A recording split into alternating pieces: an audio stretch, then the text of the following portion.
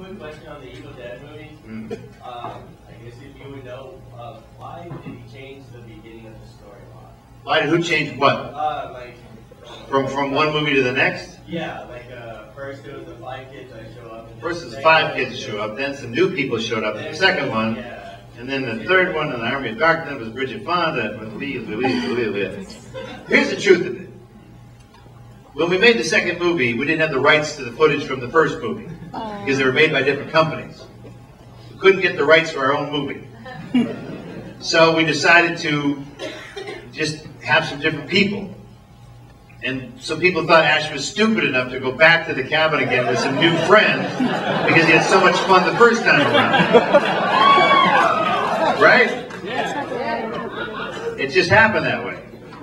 And then between the second and the third one, somehow Bridget Fonda said, "I want to be in your movie." We're like, you can play Linda, I guess. We've had a bunch of Lindas, so sure, play Linda. So that's kind of how that happens. Sorry that confused you. The best way to actually do it, cut the movies all together. Cut all the recap crap off. So Ash gets, Evil Entity gets him at the end of the first one. Cut to him in the vortex of the second one. He lands, goes through all that crap, and then lands in the pit at the end of part 2. I go right into the third. Then it would make perfect sense. We wouldn't be hashing this out again. But the third company was different than the second company, which was different from the first company. And companies don't usually like each other, unlike oil companies here in this town, who I'm sure get along really well together. Working on their let's work on blowout preventers this weekend. I met a guy. He's the guy here who works on blowout preventers. He's an engineer. Yeah, he's not going to even admit it. You better not. You better hide the fact that you worked on that blowout preventer. Good job with that, jerk. Yes. Tell us about your role in Cars 2. Did you have My role in Cars 2. Yeah. Did you blink? The kids loved it. The kids loved it. Yeah, it's really awesome. So how long did it take you to do the voice tape? An hour. Did you? That was real quick. Yeah. I wish I had a good story. Some stories you come in and you go, and then you're done. So do you like the car toy that you have? The Rod Redline? He's a Mustang. Yeah, I'm from Detroit. Sure. Give me a Ford Mustang. Ford's the only company that didn't get a government bailout. I'm going to buy a Ford. Yeah. Suck it, you other loser car makers. Get me a Ford. How about that? All right, what do we got? Yes. Your character, Sam Axe, drinks a lot. My character, Sam Axe, drinks a lot. How do you know? You watch the show a lot? I just rewatched the entire 4 seasons. You rewatched the entire 4 seasons? Yes. Well, you would sure as heck know, wouldn't you? So what do you want to know about his little issue? I want to know about you, actually. You want to know about me? You want to go drinking later? Nice. I call it a little game of pick up the check. I'll play part of your drinking game, just not the pick up the check part. What's your favorite alcoholic drink? My favorite alcoholic drink? Lemonade. Maybe an Arnold Palmer when I'm feeling frisky.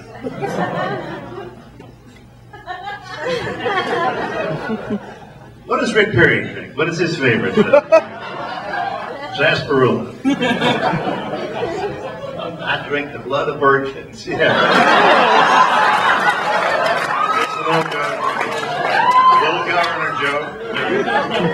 Jackbooted thugs are going to meet me outside.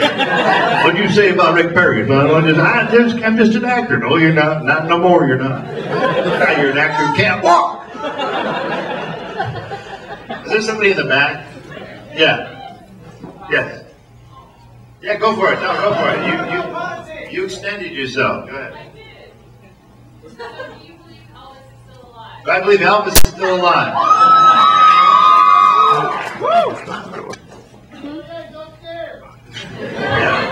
Yeah. And also, are you an ordained minister? Because Am I an ordained minister? as Elvis. No, but I am an ordained minister because I had to marry a couple at the last year at the Zombie Con in Seattle. And there was a couple that wanted to be married by me. They wanted me to marry them, and they wanted it to not be a baloney ceremony, so I had to get ordained. So I went online to the Church of Unbearable Lightness of Being of Genericness, and I got my $5 certificate. And so I could show them, because I had to sign a piece of paper where these numbskulls got married in Seattle. And they weren't kidding. The guy was a zombie, the groom, and the bride was pregnant with a dead baby coming out of her stomach. And you know, you think, okay, it's a couple that kind of is into this. No, both of their families were into this. The father couldn't even sit down during the ceremony because he had a giant spike that was through his entire body. Like a log had impaled him. So he was you know, getting all weepy standing there with his log going through him, with his freakazoid zombie family. So they are officially married. I'll marry anybody if you want. It just, you know, it costs you some Texas-sized money, but it can happen. Yes. So if I decided to play Pick Up the Check, where would you want to go drink tonight? Don't go there, lady. That's not going to happen. I'd hate to humiliate you in front of all your friends. When you fall under the table, barfing and crap like that, it's just...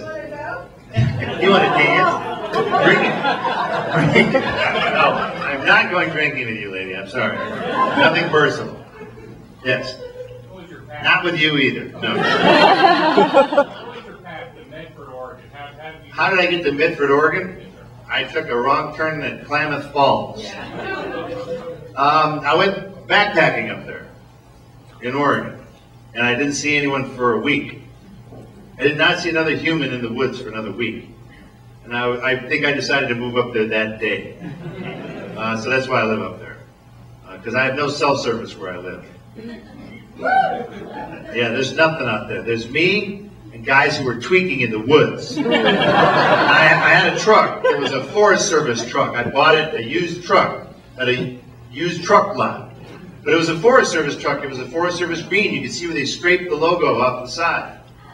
So I have government land all around me out there in Oregon, and so I look like a Fed driving around.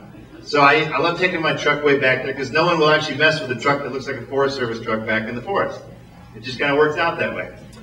So I saw a guy, I'm driving up in the middle of nowhere, guy goes across the road, like from a cartoon. All right, did I just see that guy? Like, running strangely across the road. He was very unnerved by my presence because I think he was in the middle of a very important, life-altering trip. And so, as I went by this way, he was hiding behind a tree and he would move as I would move.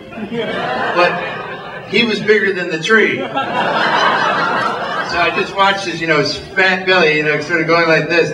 So I slowed down to 0 miles an hour. I went... Then I just waited. I just sat there. So he's now going, he's like vibrating, this guy. And I just took off. I took like an hour to go past him. I hope he's dead now. He's such a dead guy. So that's who's out there. That's who's out past me. The electricity, the pavement ends about 2 miles past me. Electricity ends about 5 miles past that, and people live 10 miles past that. And there's a country wave. You drive along, just a 2-fingered wave over your steering wheel. Like Rick Perry, because he's from a small town. Man with big ideas from a small town. Well, you get further back, and they don't wave back. They're like, "Why are you waving at me? You should be back here. We have a road called Dog Fork. It should be here in Texas." There probably is a road called Dog Fork here in Texas. The residents dig holes in the road so that you have to go really slowly so they can look and see who you are, so they can hide their meth operation. I live in the town of Medford. They call it Methford. We have a Methford moment every so often. My wife is driving downtown, and she's behind a car. Car stops erratically at a stoplight. The woman gets around, marches around the outside of the car, opens up the passenger side, pulls her son out, and throws him into the middle of the street. His books go everywhere. He's got a hoodie on.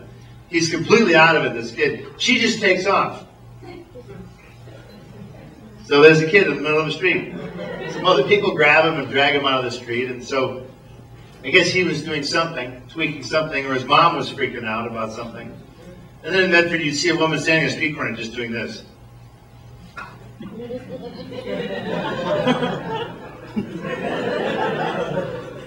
I'm like, you can't be itching, Dad. That's not normal. When you do meth, you think that stuff is under your skin, so you have to get to it. So my favorite posters are, they had a 4-series picture of a woman on meth over a 4-year period.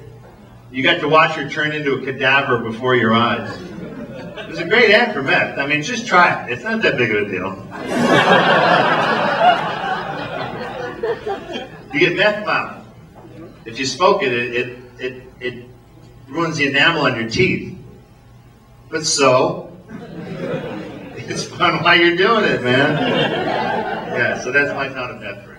Yes. Yes, in the back. Do you have a favorite charity or organization that you like to donate to? Yes, Bruce Campbell, P.O. Box. Honestly, I'm a zip code donation guy. I have my zip code, and I give within my zip code. Because, yeah, little babies in other countries need help. There's a lot of little babies in this country that need help. A lot of little babies in my county that need help. I have schools in our little county. They don't have a pot to piss in. I went to introduce the movie Sky High at my local school, and we went to turn on the PA system, and they were like tubes from 1954 that had had to heat up. So we took care of things like that. You know, now they have a decent sound system and things like that. So I think it's important. Yeah, everyone needs help all over the place, but I like starting at home. So if you're going to give me any money, give it right here.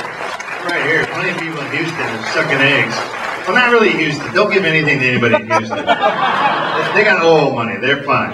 And those old people, they're very generous. They're from small towns like Rick Perry. Small town, big ideas. I'm trying to get a slogan for him. I'm trying to just put that out there enough so someone will keep tweeting him going, what about it, Rick? What about it?